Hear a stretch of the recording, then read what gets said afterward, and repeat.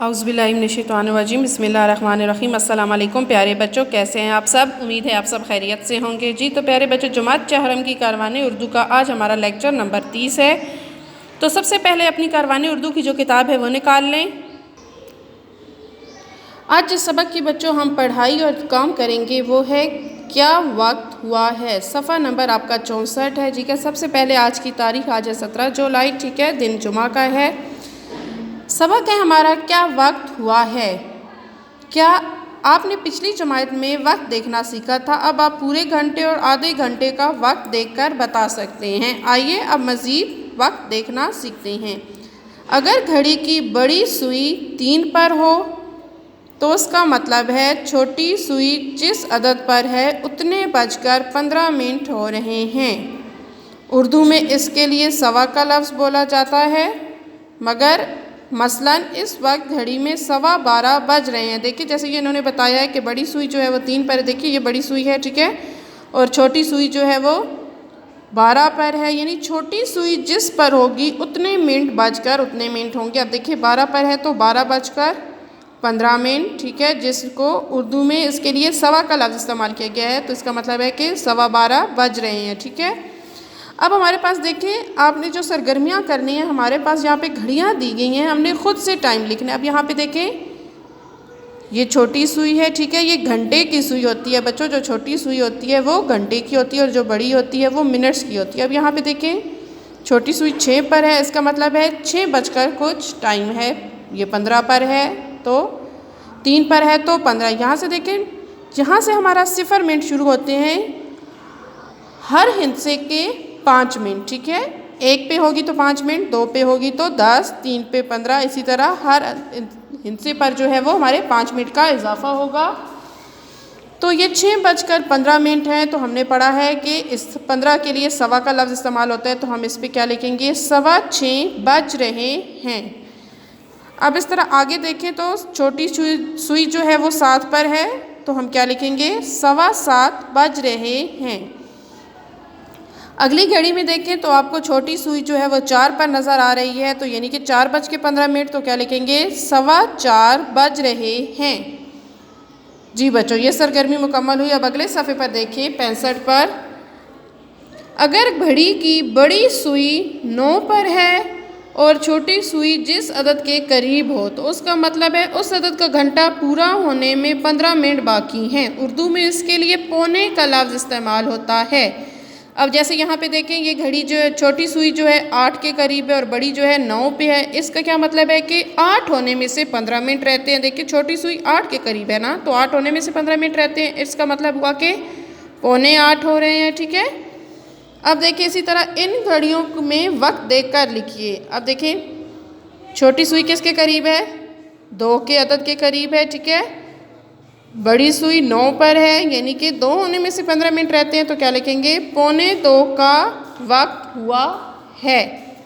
अब यहाँ पे देखिए छोटी सुई जो है वो 3 के करीब आपको नज़र आ रही है, ठीक है, और बड़ी सुई जो है वो 9 पर है। इसका मतलब है 3 होने में से 15 मिनट रहते हैं, तो इसके लिए हम क्या लिखेंगे 2:45 का वक्त हुआ है। अब अगली घड़ी में देखें आपको 12 के करीब नज़र आ रही है छोटी सुई और बड़ी 9 पे, ठीक है। इसका मतलब है कि 12 होने में से 15 मिनट रहते हैं, तो क्या लिखेंगे 12:45 का वक्त हुआ है। इस सफ़े पर हमारी ये सरगर्मी भी मुकम्मल हो गई। अब अगला सफ़ा देखें। अगले सफ़े पर जो सरगर्मी है दिए गए वक्त की मुनासिबत से घड़ी बनाकर वक्त मिलाई है 11:30।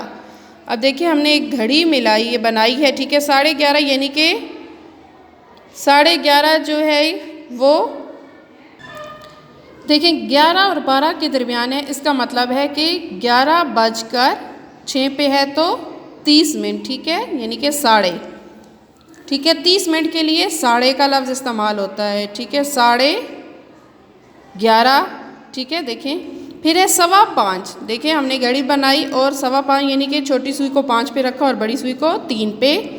फिर देखिए 1:30, 1:30 को 1:30 कहा जाता है। 1 और 3 के दरमियान में हम ले आए छोटी सुई को और बड़ी सुई जो है वो हमारी 6 पर आ गई।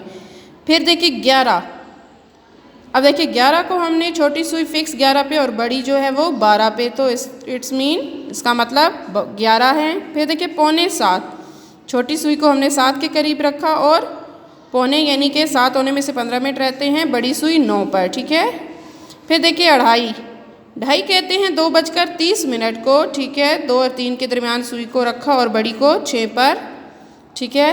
फिर पौने 10, देखें छोटी सुई को हमने 10 के करीब रखा और बड़ी को 9 पे, पौने 10। फिर 8:15 देखें, 8 पे हमने छोटी सुई को रखा और 3 पे बड़ी सुई को, ठीक है बच्चों। ये आपने इस तरह से इन वक्त की मुनासबत से जो है वो घड़ियाँ बनानी है। फिर आगे देखें, अगली सरगर्मी है वक्त लिखिए। मैं सुबह पौने 6 बजे सोकर उठा, डैश बजे नाश्ता किया, 7 बजे नाश्ता किया, डैश बजे स्कूल के लिए रवाना हुआ, 8 बजे स्कूल के लिए रवाना हुआ, डैश बजे छुट्टी हुई, 1 बजे छुट्टी हुई, डैश बजे घर वापसी हुई, 1:15 बजे घर वापसी हुई, डैश बजे दोपहर का खाना खाया, 2 बजे दोपहर का खाना खाया, डैश बजे शाम की चाय पी, 3:30 बजे शाम की चाय पी, डैश बजे स्कूल का काम किया, 5 बजे स्कूल का काम किया, डैश बजे रात का खाना खाया, 7 बजे रात का खाना खाया, डैश बजे सोने के लिए बिस्तर पर लेटा, 9 बजे।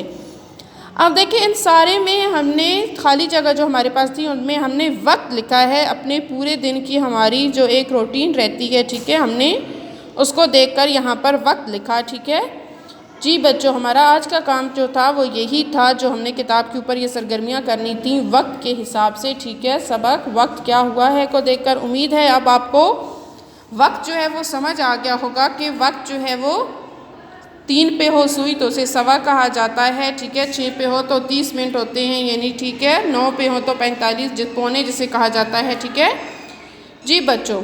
बहुत खुशखत करके लिखिएगा और ये घड़ियों की तस्वीरें भी बहुत ज़बरदस्त सी होनी चाहिए और घड़ी आपकी मुकम्मल सही तरह से गोल होनी चाहिए, ठीक है।